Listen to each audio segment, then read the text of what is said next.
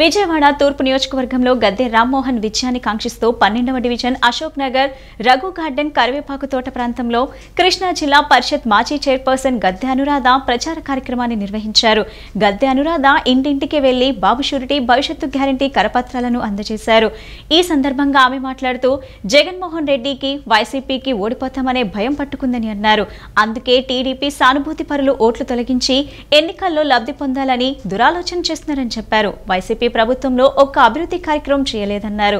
విజయవాడ పరిసరాల్లో అభివృద్ధి ఎక్కడా కానరావటం లేదన్నారు. టీడీపీ ప్రభుత్వంలో గద్దె రామ్మోహన్ చక్కటి ఆలోచనతో రిటైనింగ్ వాల్ శాంక్షన్ చేయించి సగం నిర్మాణం చేయించారని, వైసీపీ ప్రభుత్వం వచ్చిన తర్వాత ఇల్లు తొలగించి సగం గోడ కట్టి తామే అంతా చేసినట్లు ప్రచారం చేసుకుంటున్నారని విమర్శించారు.